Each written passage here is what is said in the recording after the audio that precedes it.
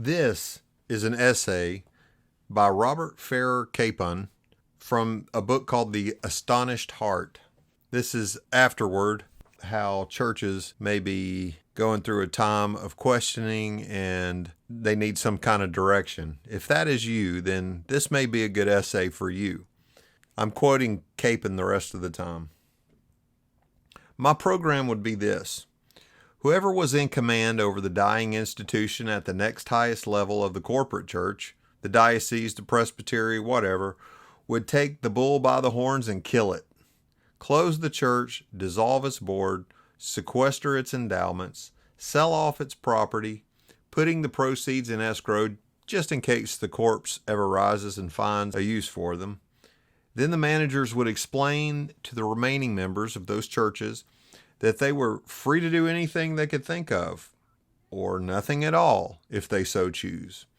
A suggestion would be made, however, that they might think about holding a kind of wake on the next Sunday, perhaps in one of their own homes or a restaurant or a bowling alley that didn't open up until 1 p.m. And if they took that suggestion, well, they might sit and stare blankly at each other to begin with, but with any luck, some free spirit, young or old, among them would break the ice with questions that they had never been able to ask. Namely, who are we? Why on earth are we here? And most importantly of all, what do we think we'd actually like to do? Having no model at all to meet the upkeep on, and no known shape to whip themselves into, they would for the first time be open to looking for really new answers, honest answers, that could range anywhere from, we haven't the foggiest notion, but let's get together again next Sunday and see if anything has occurred to us in the meantime, all the way to, we're here to be church, I suppose, whatever that means, to, how about for openers, we just try to stick with fellowship, breaking bread, and saying prayers, and maybe God will take care of the rest if he wants any. Now, those answers wouldn't sound like much of a start, of course, but then a bunch of Galileans twiddling their thumbs in Jerusalem for 9 days after the Ascension didn't seem like a grand opening either. The operative fact is that the start can only occur after a stop. The only thing that they need to guard against is the temptation to stop being dead and longing to be alive and kicking again. Alive and kicking may be nice, but it's not astonishing. Dead and kicking, though, that's astonishing. That, in fact, is resurrection, and it's the only thing that can bring out the best in the church. And then he concludes with a comment on the dead and kicking.